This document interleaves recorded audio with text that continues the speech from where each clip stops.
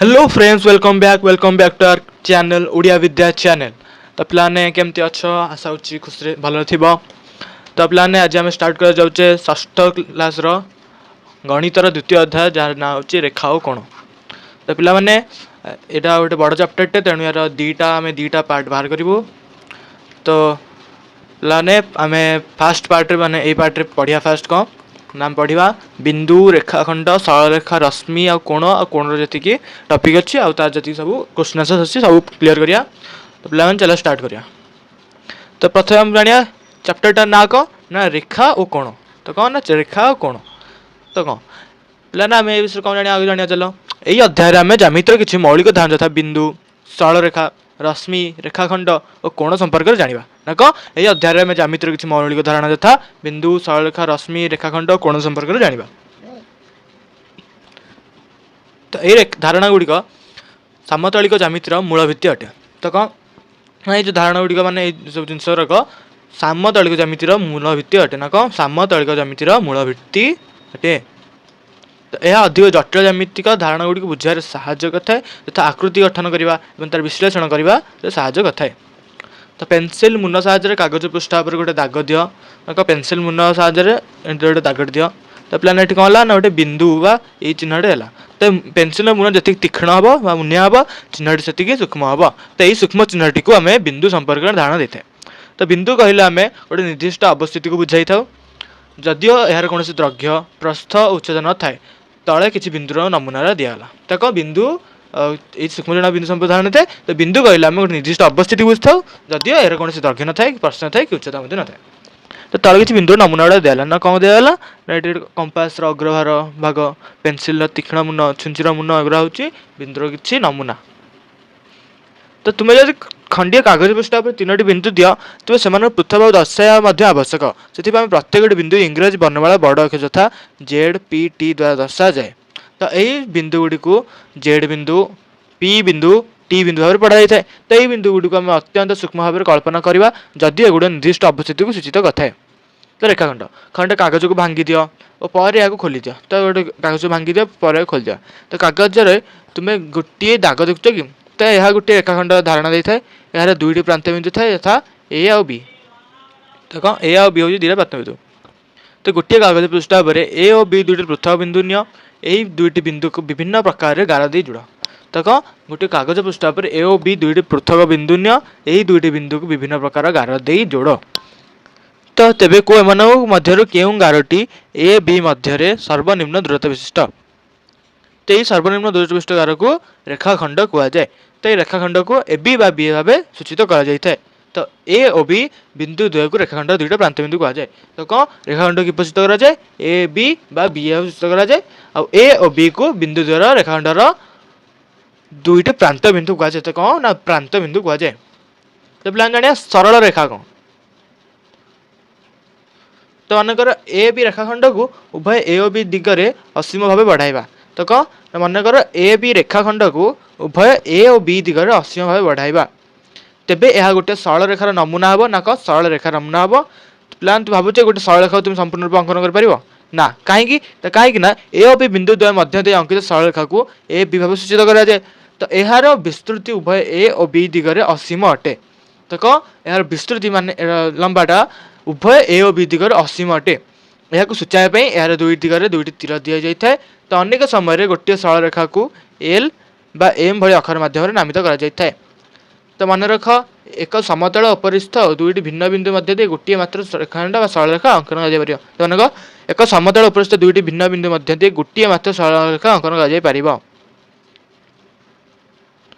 तो पे जाना रश्मि कौन। तो पे रश्मि कौन जाना। तो रश्मि हूँ गोटे सरल रेखार अंशविशेष। तो कौन रश्मि हूँ सरल रेखार अंशविशेष जहाँ गोटे बिंदु आरंभ हो एक दिगरे असीम भाव में विस्तृत ना कौन यह गोटे बिंदु आरंभ कर एक दिगरे असीम भाव में विस्तृत।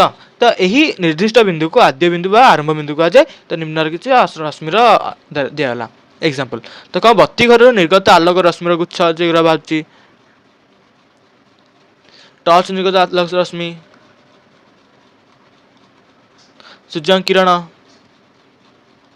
एगुरा कौन एगुरा हूँ रश्मिर गोटे गोटे उदाहरण। तो कौन ना रश्मिर गोटे उदाहरण। तो रश्मिर चित्र को ए दुईटी बिंदु चिन्हित कर गोटे आद्य बिंदु ए अन्य प्रांत बिंदु बी बा पी यह रश्मिर पथ उपर रही। तो आम यही रश्मि को संकेत ए पी भाव लिखि था। तो एम जो थी तो कौन लिखा ना ए पी उपर रश्मि। तो रीना गोटे कागज पृष्ठार बिंदुटे देला यही बिंदु मध्य से केतोटी सरलरेखा अंकन कर। तो रीना गोटे कागज पृष्ठा पर गोटे बिंदु देला तो या केतोटा सरलरेखा अंकन कर। तो पे केतोटा ना ए असंख्य सरलरेखा अंकन कर। देख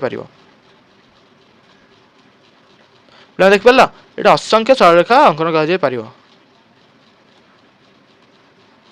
तो यहीपरी तो शीतल गोटे कागज पृष्ठ दुईटी बिंदु देला यही दुईटी बिंदु मध्य केतोटी सरलरेखा अंकन कर। तो शीतल दुईटा देला तो या मध्य मात्र गोटे ही अंकन कर। या मध्य केवल गोटे ही अंकन कर। नेक्स्ट क्वेश्चन तो 2 नंबर देला 2.4 चित्र दिया रेखाखंड गुड़ी को नामित कर। चिन्हित होता 5टी बिंदु मध्य के बिंदु गुड़िक गोटे रेखा पर अवस्थित के बिंदु दुईटी रेखा पर अवस्थित चिन्हित कर।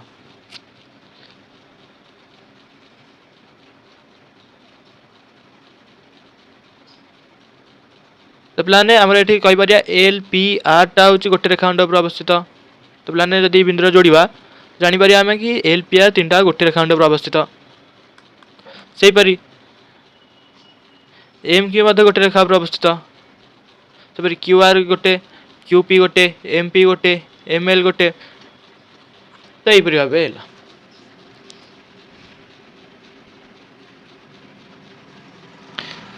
तो रश्मि दीटा नामकरण कर आ रश्मिर टी आद्य बिंदु अटे कि ना कौन ना रश्मि द्वयर नामकरण कर। चल तो अटे पार टी ए गोटे पर टी बी ये आउ गोटे जोटा हूँ टी एन।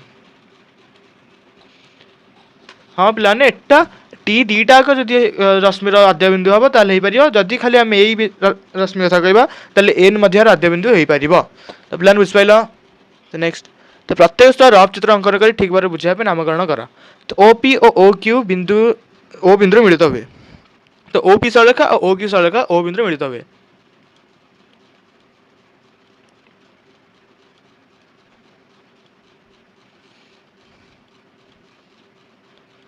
तो पे बुझिपाल दीटार मिलित हो ओ बिंदु रे O Q O P.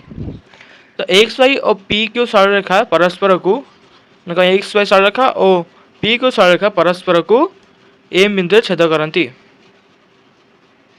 X Y नहीं यहाँ को नहीं जा पी क्यू। तो क्यों बिंदु छेद करती ना एम बिंदु छेद करती। तो नेक्स्ट क्वेश्चन को जा। तो एल सरलरेखा उपर ई और एफ बिंदु द्वय अवस्थित किंतु डी बिंदु नुहे। तो कौन एल सरलरेखा उपर ई एफ बिंदु द्वय अवस्थित डी बिंदु नुहे। तो ई आउ एफ मात्र डी नुहे। तो ये बिंदु डी एटा नुह। तो पे नेक्स्ट आउ देखिया। तो एल सॉरी ए बी रेखाखंड उपर पी बिंदु अवस्थित। तो कौन ए बी रेखाखंड दे सरलरेखा नुह ए बी या पी अवस्थित। प्लान बुझिपाल। तो नेक्स्ट क्वेश्चन को जा। तो 5टी 2.6 देछि कौन 5टी बिंदु देछि गोटे सरलरेखा देछि 4टा रश्मि देछि 5टी रेखाखंड देछि। तो कौन करिया एठी दर्शक कहछि माने कोठी कोठी जिनसर अछि देखिया। तो 5टा बिंदु कोठी कोठी देखिया गलो। तो एठी गोटे बिंदु 2 3 4 5टा बिंदु हम खोज देले। तो गोटे सरलरेखा अछि एठी। तो यहाँ डी बी सरलरेखा हो पार प्रथम जो कह ई बी सरलरेखा हो पार ना ओ बी सरलरेखा हो पार। तो नामकरण जमी कर। तो डी बी सरलरेखा होगा।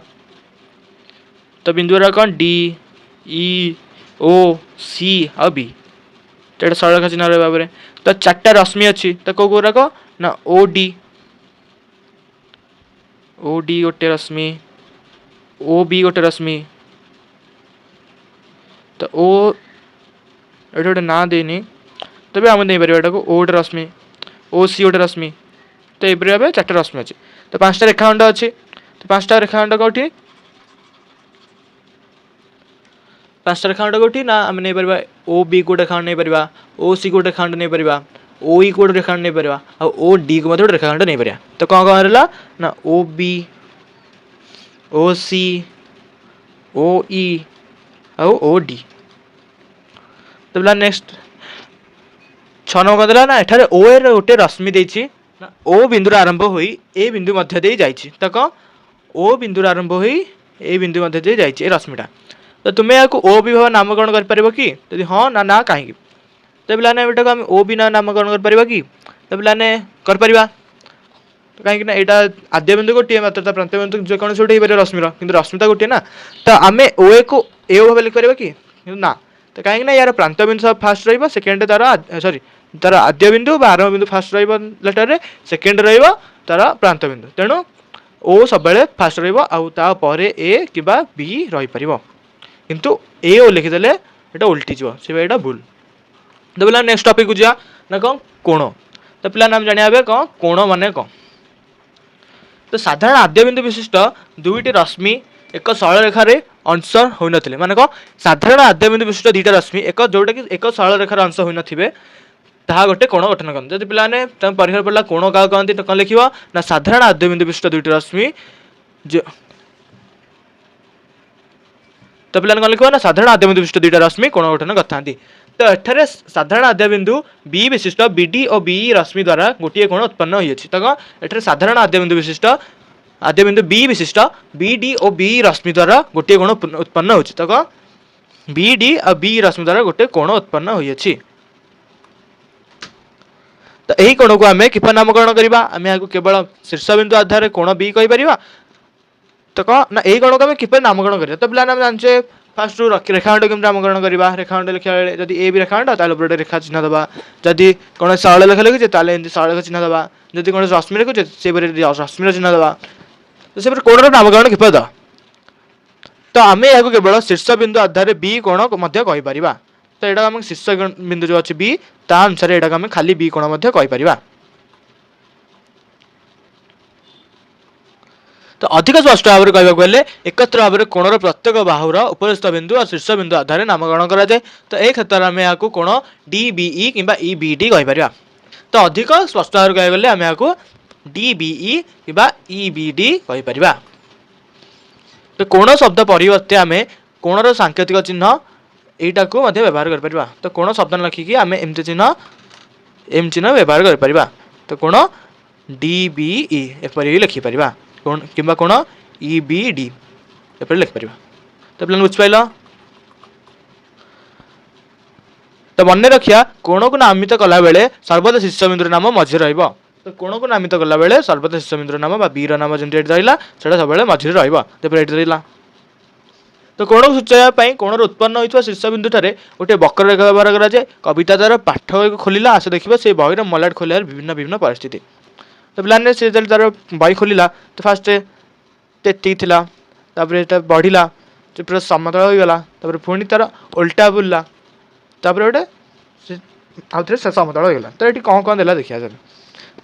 ତ ପିଲାମାନେ ତମ ପ୍ରତ୍ୟେକ ପରିସ୍ଥିତି ଉତ୍ପନ୍ନ ହୋଇଥିବା କୋଣ ଲକ୍ଷ୍ୟ କରିପାରୁଛ। ଉକ୍ତ କୋଣର ବାହୁ ଓ ଶୀର୍ଷବିନ୍ଦୁ ସୂଚିତ କରିପାରିବ କି?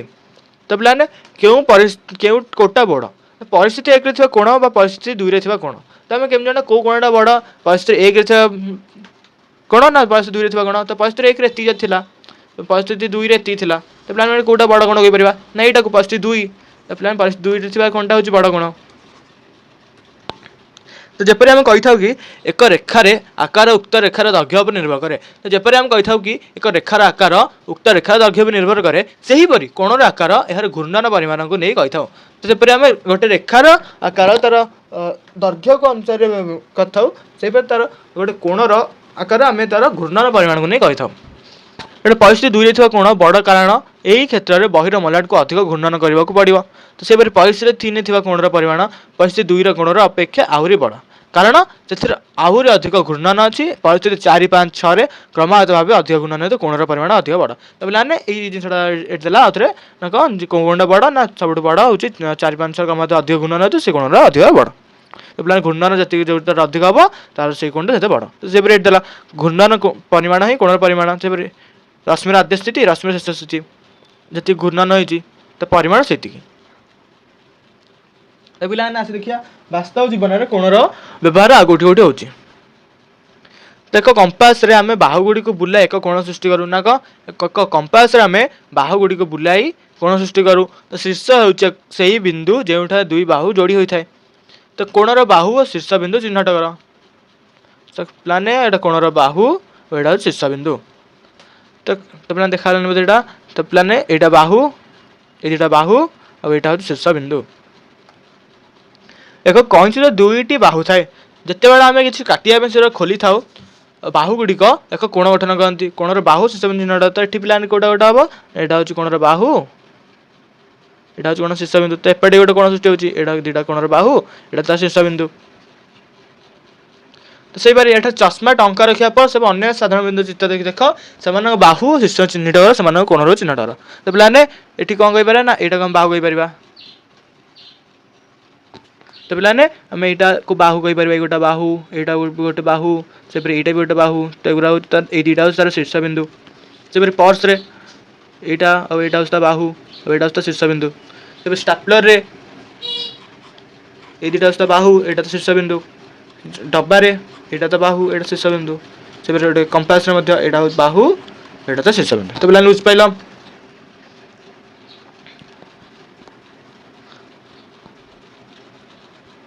तो तले तो चित्र गुटे कोण गुड़ी को तुम खोजी पार कि जेकोसी गोटे कोण गठन कर रश्मि अंकन कर एवं कोणर शीर्ष बिंदु को नामकरण कर।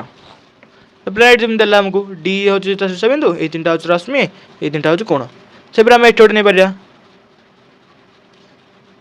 ये रश्मि यहाँ शीर्ष बिंदु। तो ये आउ टी दूर आउ शीर्ष बिंदु हो पार।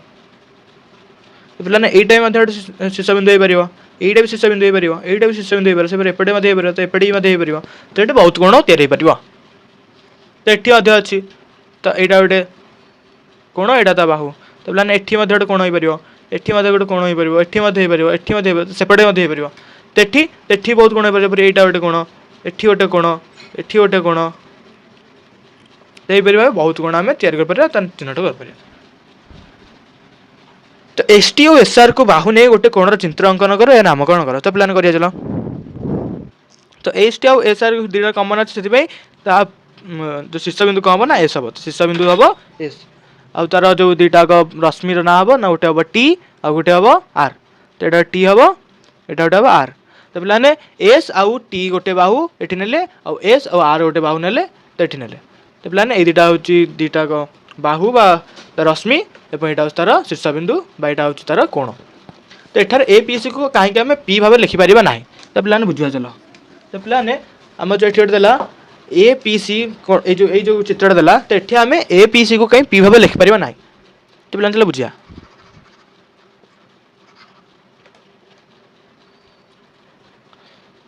तो प्लान ये आम कौन देखुचे ना ये गोटे दीटा दीटा कोण आउ यहाँ गोटे बड़ कोण ये आम तीन टा कोण देती आउ समस्त गोटे शीर्ष बिंदु पी ये प्रांत बिंदु यहाँ गोटे ए यहाँ गोटे बी यहाँ गोटे सी। तो कौन P A P B P C.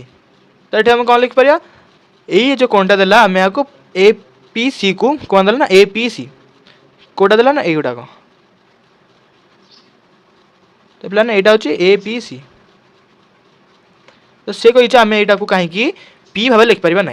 तो प्लान कहीं लिखिपर जानिया प्लान जदि आम पी भाव लिखा तो ये आमको तीन टा कोण देती जब पी भाव लिखा आम ए कोणटा बुझीपर कि ए कोणटा बुझीपर कि टोटाल कोणटा बुझीपर। तो पी भाव लिखिले आम सूचित कौन कर ना से आमको ए पी बी भी बुझीपर बी पी सी भी बुझीपर ए पी सी बुझीपर। तो ये तीन टा कारण जो आम यह पी कोण भाव लिखिपर ना माने कौन ए पी सी को पी कोण भाव लिखिपर ना।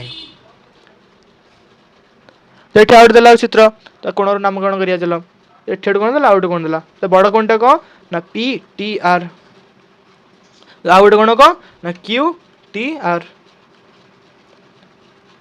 तो आउट क्वेश्चन देला था तुम्हें गोटे सरल रेखा नथिबा जेकोसी तीनोटी बिंदु को खाता चिन्हित कर से नाम ए बी सी दियो जदि कौन सी दुईटी बिंदु संयोग कर संभाव्य सरल रेखा अंकन कर केतोटी सरल रेखा अंकन कर लेख से नामकरण कर ए बी सी व्यवहार कर केतोटी कोण नामकरण हो पार लेख आउ चित्र 2.9 दिया प्रत्येक कोण वक्र रेखा चिन्ह। तो ये क्वेश्चन कौन देला ना गोटे सरल रेखा नथिबा तीनटा बिंदु को खाता चिन्हित कर। तो पिलाने ये हम चिंता कले गोटे तो से नाम ए बी सी दियो। तो यहाँ ए यहाँ बी यहाँ सी जेकोसी दुईटा बिंदु को संजोग कर संभाव्य सरलरेखा अंकन कर। तो पे आम दुईटा बिंदु जोग कले अंकन हेले तो केत सरलरेखा अंकन कर पारे ना दुईटा अंकन कर पारे से नामकरण करा ये ना A B uh B C है तो ए बी सी व्यवहार करते कोण नामकरण कर पारिबा तो गोटे ना ए बी सी और सी बी ए जोटा कि बी कहीपर आगे कहला वक्ररेखा चिन्ह तो ये गोटे वक्ररेखा रहा तो प्लान क्वेश्चन आंसर सर तो नेक्स्ट क्वेश्चन को जा तो कौन देला ना एबे तुम गोटे कागज पृष्ठार जेकोसी 4टी बिंदु को एपरि चिन्हित कर जेपरिक से मध्य कौन से 3टी बिंदु गोटे सरलरेखा नथिबे तो बिंदु गुड़ ए बी सी डी भाव नामित कर जेकोसी 2टी बिंदु मध्य समस्त संभाव्य सरलरेखा अंकन कर केते सरलरेखा है तो से भाई करा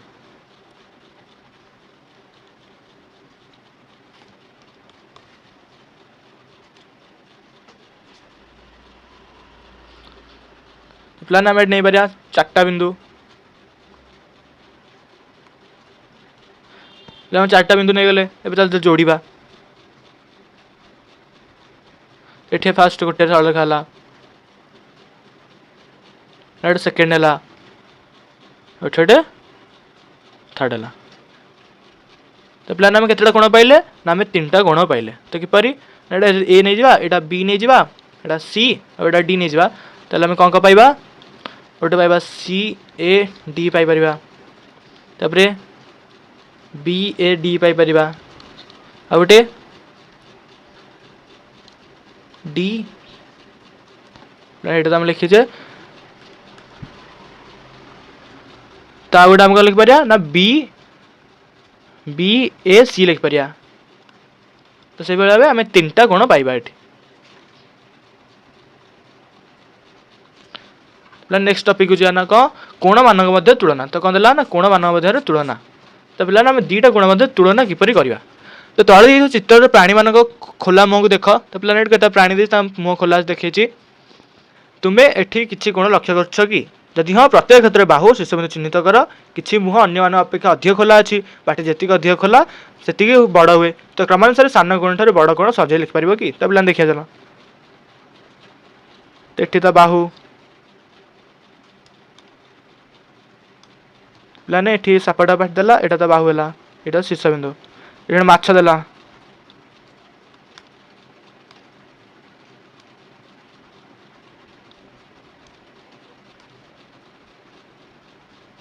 तार एति देला कोण तब ये पक्षीटे देला तार एति रहा ये गोटे कुंभीर देला तार एति रहा तो पिलाने आम क्रम अनुसार सजे लिखा ताले तो किपरि ना सान रु बड़ कोण तो फास्ट कोटा हम फास्ट माछ रहिबो तापर गोटा रहा कुंभीर रहा कौन रहा साप रहा कौन रहा ना चढ़ई रहा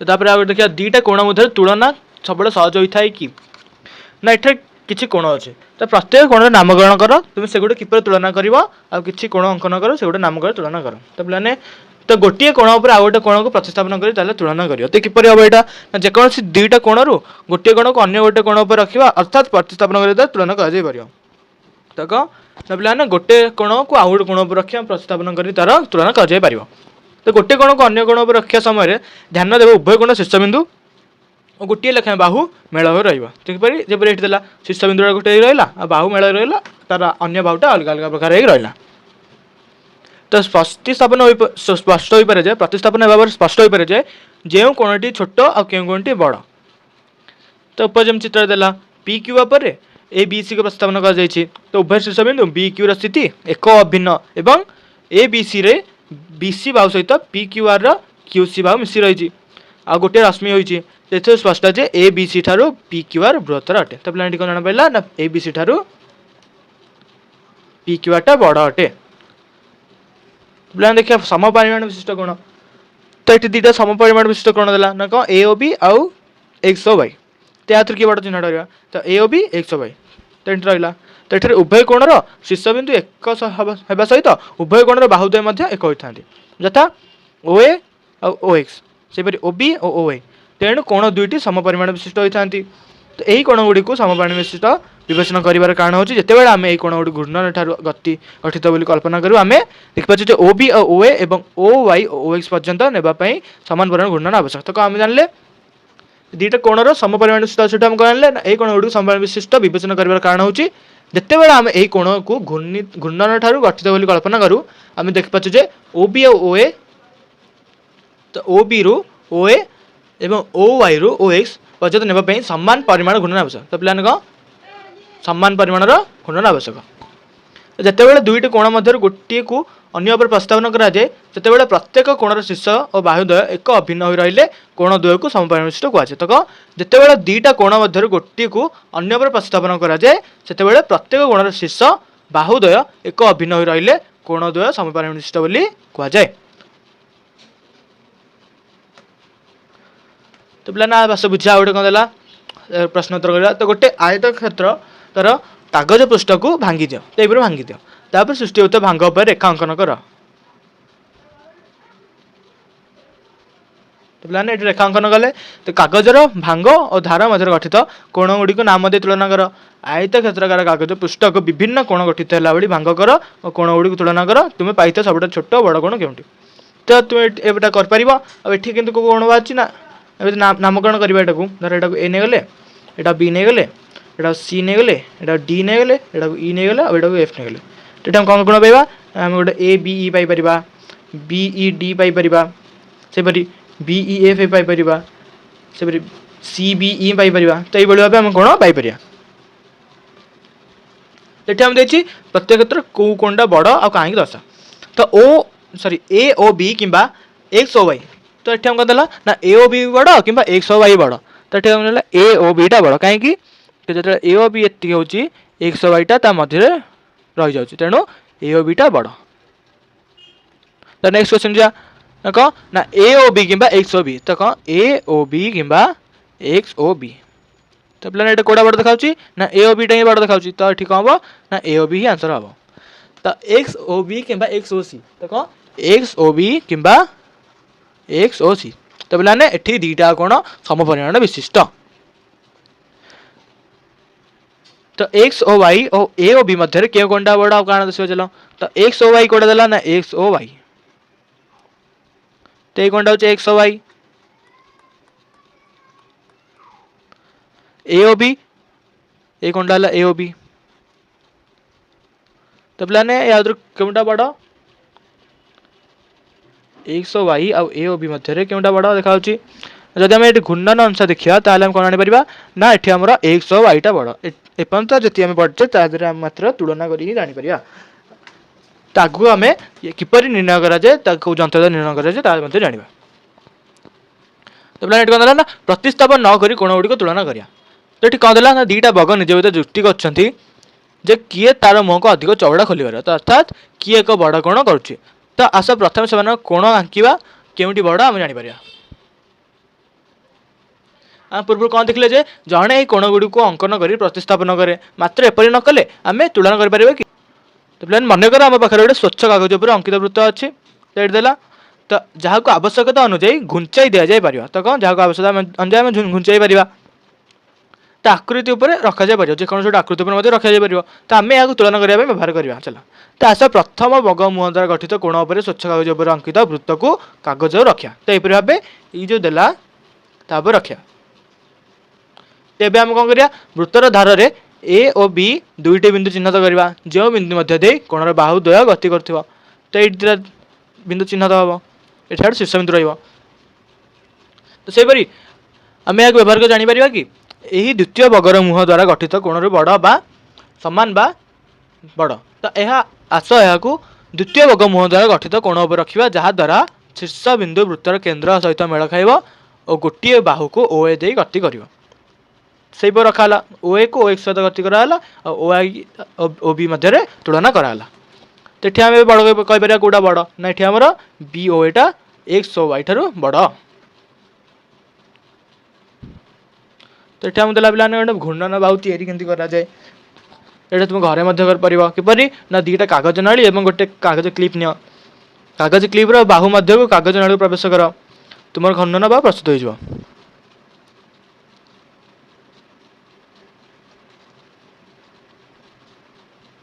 तो पिलाने एठी जेमि देला एक फांक दे जा भाया गोटे घूर्णन तैयारी करवा तार देखिया तो तले देखाला ना एपरी गोटे कार्डबोर्ड टे निपर गोटे घूर्णन बाहु आकृतिर गोटे फांक तैयारी कर तैयारी कर तो बर्तमान समस्त घूर्णन बाहु गुटी अदला बदल कर मिश्रण कर तो ये तुम्हें कहीपर कि एम क्यों घूर्णन बाहुटी उक्त फांक देव तो सठिक घूर्णन बाहु को पाइबापी आम प्रत्येक घूर्णन बाहु को कार्डबोर्डर फांक रखा पड़ो तो आस आम ए कि घूर्णन बाहु रखी देखिए ये रखा तुम देख तुम घरे कर प्लान आमको देला ना स्वतंत्र प्रकार गुण तो आस आम कविता बही पाखक फेरी और विभिन्न परिस्थिति बही मलाट खोली देखिए तो यही हाथ में बही धरी लिखापी बहीर मलाट को संपूर्ण उल्टाइवा पड़े तो टेबुल पर बही रखा मलाट को अधा उल्टाइवा पड़े तो ये क्षेत्र में गठित कोणर बाहुटी लक्ष्य कर तो से गोटे सरल रेखार अच्छा एपरी कोण कौन कहुए ना सरल कोण कहुए तो जो कोण गुड़ाक सरल रेखा रही था से कौन कहुए ना सरल कोण बोली कहुए तो पे ये देला गोटे सरल कोण देला तामें सरल कोण ए और बी को विचार को नवा तो लक्ष्य कर ये जेकोसी रश्मि ओ सी तो कौन जेकोसी रश्मि ओ सी यह दुईटी कोण विभक्त करुच्छी तो कौन जेकोसी रश्मि ओ सी यह दुईटी कोण विभक्त करुच्छी तो ए ओ सी एवं सी ओ बी तो कौन ए ओ सी एवं सी ओ बी तो ठीक कौटा ना ए चित्र देला तो ए ओ सी आउ सी ओ बी तो आम ओ सी को एपरी अंकन करवा कि जेपरी दुईटी कोण परस्पर सहित सामान हम तो कौन आम जेपरी कोणटा किपरि अंकन करिया ना जेपरी दीटा कोण परस्पर सहित सामान हम तो आम एक कागज व्यवहार कर समस्या समाधान करने चेष्टा कर जानी रखिया कागज को भांगिले यहाँ पर गोटे सरल दाग सृष्टि हुए तो आयतकार कागज खंडे निर गोटे पास सरल कोण ए ओ बी को चिन्ह तैयारी कर तो ओ बिंदु दे कागज को एपरी भांग जे ए ओ बी कोण दुईटी समपरिमाण विशिष्ट कोण विभक्त हम और यह किपर जोग कर ना कागज को भांगी जेपरी ओ बी ओ ए ऊपर मिश्र रहा जहाद्वारा कौन हम ना कागजर दाग और गठित कोण दुईटी लक्ष्य कर जहाद्वारा यहाँ गोटे सरल कोण गठित हम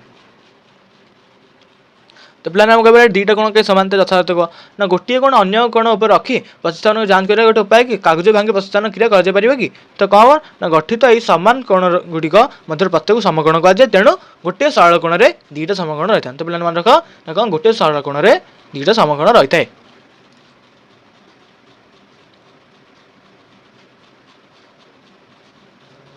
प्लान जदि संपूर्ण उल्टाइबार अधा भाग द्वारा गोटे सरल कोण गठित हुए तेज संपूर्ण उल्टाइबा केते भाग द्वारा गोटे सरल कोण प्रस्तुत हम किपर लक्ष्य कर गोटे समकोण ए लाखु सहित सामान तो प्लान देख पाथ समकोणटा ए लाखु सहित सामान तो गोटे कोण समकोण हुए जदि यह गोटे सरल कोण अधा हम तेज समकोण विशिष्ट दुईटी रेखा को लंब रेखा कहुए तो कौन ना गोटे कोण समकोण हुए जदि यार गोटे सरल कोण अधा हम जदि गोटे सरल कोण अधा हम ताले समकोण कहुए तेणु समकोण विशिष्ट दुईटी रेखा को लंब रेखा कहुए तो पे यहाँ कौन कहुए लंब रेखा कहुए रेखा को लंब रेखा कहुए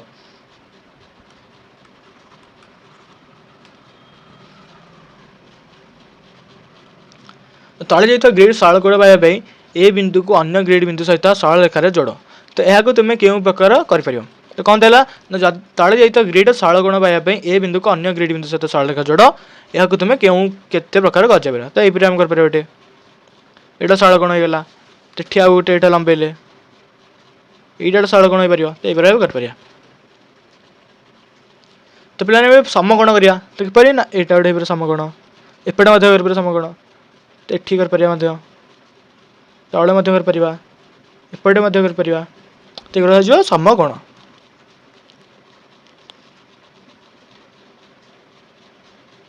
कौन देला तले भाई सरल रेखा को आउ अधिक वर्धित कर ए बिंदु समकोण पाइबापी एम अंकन कर जहाँ ताहा सरल कोण सी बी को सामान दुई भाग विभक्त कर तो किपर ना यहाँ एमती कर तो ये सरल कोण कले समकोण कले यहाँ सामान दुई भाग विभक्त हम चार कौन देला ना कागज गोटे तेरछा गार नि बर्तमान यहाँ पर आउ गोटे गार एपरी दियो जेपरिक यह प्रथम गार पर लंब हम तो बर्तमान केतोटी समकोण पाइछ कोण गोटे कहीं समकोण यथार्थ प्रचलन कर तो कौन ना कागज गोटे तेरछा गार नि बर्तमान यहाँ पर आउ गोटे गार एपरी दियो जेपरिक यह प्रथम गार पर लंब हम तो पे आम जापारे कहीं गोटे गार हूँ गोटे सरल कोण गोटे गार हूँ गोटे सरल कोण तो तापर जब आम लंब नवा ता दीटा समकोण आमको दब तो पे आम के समकोण पाइबा ना दीटा समकोण पाइबा तो कोण कहीं समकोण कहीं से गुराक लंब सरल कोण उपर कागज को एपरी भांगी वर्णना कर जमी प्रक्रिया संपर्क जान व्यक्ति जन तुम अनुसरण समकोण पाइबा। तो पे तुम्हें तो कर तो ये आम पढ़िया ना कोण मान वर्गीकरण तो कौन ना कोण मानकर वर्गीकरण तो तले दिखाई परी कोण गुड़ 3टा वर्गीकृत कर तो केमती ना द्वितीय भाग में समगुण देखिए तो ये समस्त गुण समगुण तो अन्य 2 भाग साधारण वैशिष्ट्य गुण कौन हो पारे तो देखिए चलो तो प्रथम भाग में समस्त गुण एक समगुण ठार कम कि अन्य अर्थ में एक चतुर्थांश मोड़ कम तो एपरी कोण गुड़ कौन कहुए ना सूक्ष्म गुण कहुए तो कौन जो गुण गुड़िक समगुण ठार कम घूर्णन विशिष्ट एक चतुर्थांश मोड़ कम विशिष्ट से कौन कहुए ना सूक्ष्म गुण कहुए तो सेपरी तृतीय भाग देखिए आम जमी समस्त गुण और समगुण ठार बड़ किंतु एक सरल गुण ठार कम तो ये मोड़ एक चतुर्थांश मोड़ अधिक और अधा मोड़ कम तो एपरी गुण गुड़ी कौन कहुए ना स्थूल गुण कहुए तो पे आस ये किसी क्वेश्चन आसाला करिया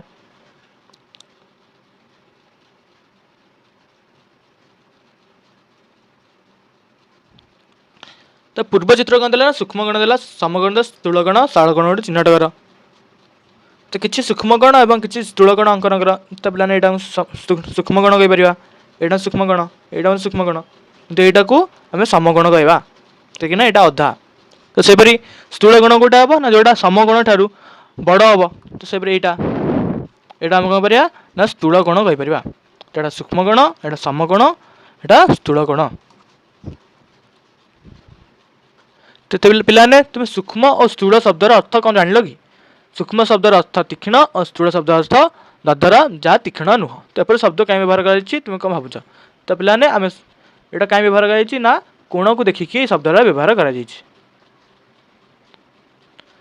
गोटे क्वेश्चन देला ना कौन तले प्रत्येक चित्र सूक्ष्म कण गुड़ी खोजी बाहर कर तो ये चित्र के सूक्ष्म गण बाहर कर चल तो यहाँ गोटे सूक्ष्म गण यहाँ सूक्ष्म गण ये सूक्ष्म तो ये के ना 3टा सूक्ष्म गण है से ये 1 2 3 4 5 6 ये 6टा एपटे मत पार 7 8 9 10 11 12टा सूक्ष्म गण तो ये चित्र के ना 12टा सूक्ष्म गण अच्छे तो ये चित्र केतेटा तो ये 1 2 3 4 5 6 7 8 9 बाहर 9टा तो भितर 10 11 12 13 14 15 16 17 18 तो 18टा तो पे तो फास्ट चित्र में 3टा देखिले सेकेंड चित्र 12टा देखिले तापर चित्र केटा देखिले ना 18टा देखिले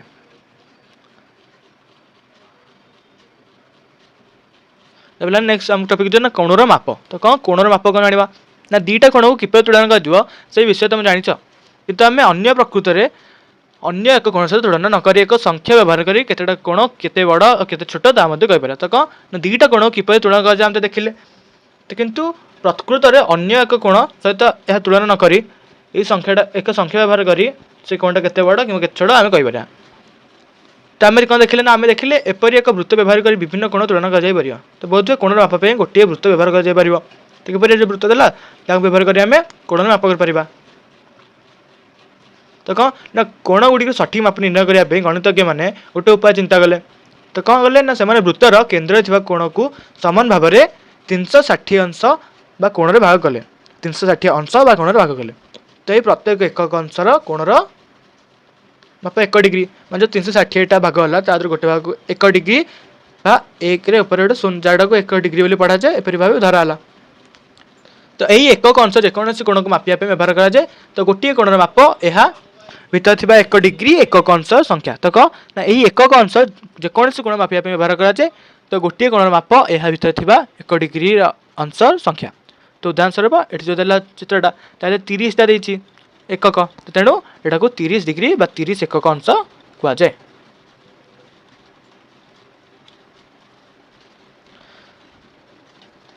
तो विभिन्न कोण माप कहते ना डिग्री माप गोटे पूर्ण मोडर माप के तो जेहेतु ये 360 डिग्री आम नहीं यार माप 360 हम तो कौन ना डिग्री माप गोटे पूर्ण मोडर माप के माने आम जब ये आरंभ करवा एपर्त गलापर के डिग्री हम यहाँ तो यहाँ आम 360 डिग्री करपरी गोटे सरल कोण माप के ना एक सरल कोण गोटे पूर्ण मोडर अधा माने किपर ये जमीला पूर्ण मोडटा एपीटी सरल कोणटा तार अधा बा एति हम तेणु यार के हम यहाँ 180 डिग्री हम 360 अधा यहाँ को 180 डिग्री हम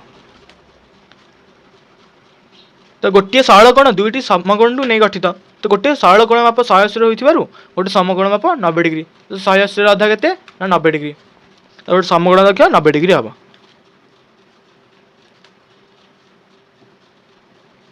तो इतिहास पदे कौन देला ना एक पूर्णमोड़ को 360 विभक्त कराई कहीं 360 ना आज आम 360 व्यवहार करी कहीं करूँ ता संपूर्ण भाव जाना नहीं। तो प्राचीन काल में गोटे वृत्त को 360 अंश एकक भाव कर प्रथा चली आसी। तो हजार वर्ष पूर्व प्राचीन ग्रंथ ऋग्वेद में गोटे चक्कर 360 स्पोक थी श्लोक विषय उल्लेख रही। तो सभ्यतार 3000 वर्ष अधिक पूर्व भारत पर्सिया बाबेलियन और मिस्र आदि अनेक कैलेंडर में एक वर्ष 360 रही उल्लेख कराई। तो एतद व्यतीत बाबेलियन गणितज्ञ मैंने प्रायः 60 द्वारा गणना कर 60 और 360 विभाजन करते। तो 360 हूँ सबुठ से छोट संख्या जहाँकि 7 व्यतीत 10 पर्यटन समस्त संख्या द्वारा विभाज्य हो पार। तो बोध हुए वर्ष वर्ष धरी गणितज्ञ मैंने 360 डिग्री पसंद करा व्यवहार कर व्यवहार रखते। तो यही दृष्टि कौन है गोटे वृत्त को 1 2 3 4 5 6 8 कि 10 अनवर व्यक्त करते भी प्रकृत पूर्ण संख्यार डिग्री मिलता है। तो कौन प्रकृत पूर्ण संख्यार डिग्री मिलता है। तो मन रखा 360 गोटे वर्षर मास संख्या 12 दिन संख्या घंटार 24 द्वारा समान विभक्त होता है। तो यही समस्त तथ्य 360 संख्या को बहुत उपयोगी करते। तो पाने आज ये तार क्लास आम या पाठ समस्त टॉपिक क्लियर करवा यार सब क्वेश्चन आंसर करवा। तो आशा अच्छी वीडियोटा भल लगी।